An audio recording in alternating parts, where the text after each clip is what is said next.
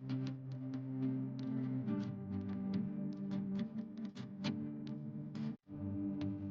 Friends, இந்த video கொஞ்சம் லாங்காக தான் இருக்க போதுங்க. எங்கள் வீட்டு சின்ன குட்டிக்கு மொட்டை போட்டாச்சு. ஸோ முன்னத்து நாளே போயிட்டு சாமிக்கு புடவை எடுக்க போயிருந்தோம். இந்த 2 கலரில் நான் எந்த கலர் சூஸ் பண்ணியிருப்பேன்னு நீங்கள் கமெண்ட்டில் சொல்லுங்கள். லாஸ்ட்டில் ரிவீல் பண்ணுறேன். ஸோ அடுத்த நாள் காலையில் திங்கக்கிழமை காலையில் 2 மணிக்கே எழுந்துட்டோம். எழுந்தோடனே ஃபஸ்ட்டு மடமடன்னு அரிசி ஊற போட்டுட்டு புளி ஊற வச்சுட்டேன். அது 2 ஊற கேப்பில் வெங்காயம் அரிஞ்சிட்டு தக்காளியும் அரிஞ்சு 2யும் தாளித்து விட்டாச்சு. ஃபஸ்ட்டு தக்காளி சாப்பாட்டுக்கு தாளித்து விட்டுட்டு அதுக்கப்புறம் ஒரு அடுப்பு ஃப்ரீ ஆயிடுச்சுங்களா, அதுக்கு தக்காளி நல்லா சுண்டி வந்ததுக்கப்புறம் அதை இறக்கி வச்சுட்டு இன்னொரு அடுப்பில் புளிக்கரசலையும் போட்டு தாளித்து விட்டாச்சு. நம்ம என்ன தான் கடையில் போய் சாப்பிட்டாலும் இந்த கோயில் குளத்துக்கெலாம் போகும்போது நம்ம வீட்டில் இருந்து சமைச்சு எடுத்துகிட்டு போயிட்டு ஒரு நல்ல வேப்ப மரத்தடியை இல்லை புளிய மரத்தடியில் வச்சு சாப்பிட்ற ஃபீலே தனிதாங்க. அதனால் காலையிலே எல்லாமே செஞ்சு பேக் பண்ணியாச்சு. ஒரு ஜம்படம் நிறையா தக்காளி சாப்பாடும் ஒரு ஜம்படம் நிறையா புளி சாப்பாடுமே கிளறி எடுத்துகிட்டு போயாச்சு.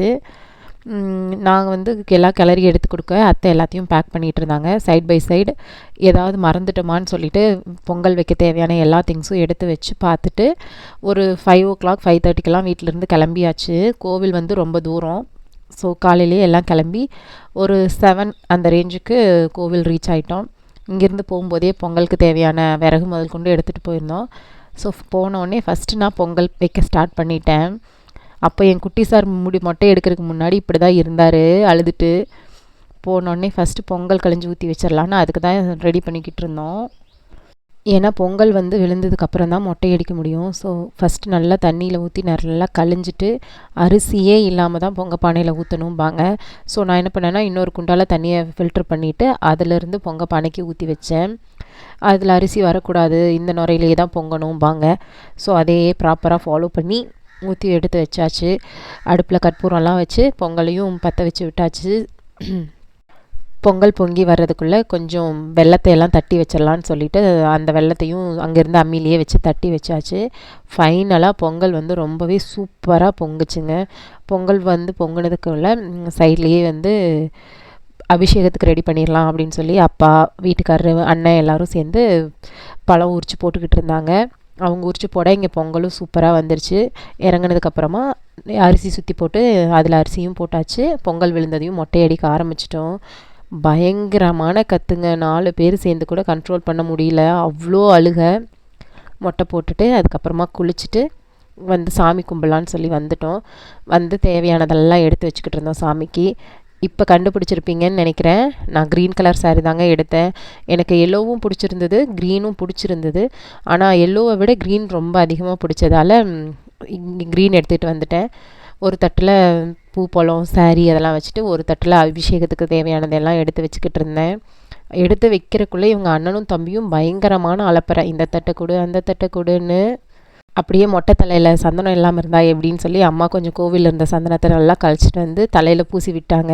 சந்தனம் பூசினதுக்கப்புறம் தான் மொட்டை அடித்ததே ஒரு அழகாக தெரிஞ்சதுன்னா பார்த்துக்கோங்களேன். அப்புறம் சாமிக்கு கொண்டு போய் கொடுத்து நல்லபடியாக பூஜையெல்லாம் முடிச்சுட்டு வந்து கொஞ்ச நேரம் வெளியில் உட்காந்துருந்தோம். இவங்க அண்ணனும் தம்பியும் மாற்றி மாற்றி கொஞ்சிக்கிறாங்க, நீ தண்ணி குடி நான் தண்ணி குடின்னு. அதே நேரம் அடிச்சுக்கும் போதும் டபுள் த ரேட் அடிச்சுப்பாங்க. சரி கொஞ்ச நேரம் கோவில் சுற்றி பார்த்துட்டு வரலாம், கிளைமேட்டும் நல்லா இருக்கேன்னு நான் சும்மா சுற்றி நடந்துக்கிட்டு இருந்தேன். அன்னகரப்பணசாமி கோவிலும் செல்லாண்டியம்மன் கோவிலும் வேலை நடந்துக்கிட்டு இருக்குங்க. ஸோ அங்கே நிறைய பேர் இருந்தாங்க. அவங்களுக்கும் பொங்கல் அபிஷேகம் எல்லாம் பிரசாதமாக கொடுத்துட்டு நம்ம வெளியில் வந்து டைனிங் ஏரியாவுக்கு வந்துட்டோம். அங்கே வந்து நம்ம கூட வந்திருந்தவங்க, அங்கே வேலை செஞ்சவங்க எல்லாத்துக்கும் நம்ம கொண்டு போன சாப்பாடவே கொஞ்சம் ஊறுகாய் வச்சு கொடுத்துட்டு நாங்களும் நல்லா திருப்தியாக சாப்பிட்டுட்டு வந்துட்டோங்க. அது என்னவோ இங்கேருந்து செஞ்சு எடுத்துகிட்டு போய் கோவிலில் சாப்பிடும்போது சாப்பாடு வேறு லெவல் டேஸ்ட்டாக தான் இருக்குது. எல்லாருக்கும் கொடுத்துட்டு நான் கடைசியாக சாப்பிடும்போது என்னை டிஸ்டர்ப் பண்ணக்கூடாதுன்னு வீட்டுக்காரர் பசங்க 2 பேர்த்தையும் வெளியே கூட்டிகிட்டு போயிருந்தார். அங்கே ஒரு பூனை 5 குட்டி போட்டிருந்ததுங்க. அதை இவனுங்க 2 பேரும் விடுவானான்னு பின்னாடியே போய் துரத்தி அந்த குட்டிங்க பயந்துட்டு ஓடி ஒளிஞ்சிக்கிச்சு. அங்கேருந்து முடிச்சுட்டு அப்புறம் அன்னகரப்பணசாமி கோயில் வந்து அங்கேயும் கூட்டம் இல்லைங்க, திங்கக்கிழமை அப்படிங்கிறதுனால பெருசாக கூட்டம் இல்லை. ஸோ நல்லபடியாக அங்கேயும் போய் சாமி கும்பிட்டுட்டு கொஞ்ச நேரம் அங்கே உட்காந்துட்டு அதுக்கப்புறம் அங்கே ஆற்றுல தண்ணி போகுதுன்னு சொல்லி ஆற்றுக்கு போயிருந்தோம். நிறைய தண்ணி. என் பெரிய பையன் அங்கே ஆற்றை பார்த்த உடனே அவ்வளோ எக்ஸைட் ஆகிட்டான். அங்கே தண்ணிக்கு போய் பார்த்த உடனே அங்கே நிறைய ஃபிஷ் இருந்ததுங்க. உடனே என் வீட்டுக்காரர் நான் ஃபிஷ் மசாஜ் பண்ணிக்கிறேன் பார் ஃப்ரீயாக அப்படின்னு உட்காந்தாரு. ஆனால் நம்ம கால் வச்ச உடனே ஃபிஷ் அவ்வளோ சென்சிட்டிவ் போல் நம்ம கால்கிட்ட வரவே இல்லை. நானுமே வச்சு பார்த்தேன், நம்ம கால் வைக்கிற இடம்லாம் ஃபிஷ் நம்மளை விட்டு தள்ளி தான் போகுது.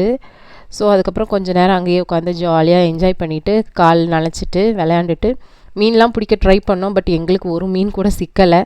சரி ஃபைனலாக இனி கிளம்பிடலான்னு கிளம்பிட்டோம்.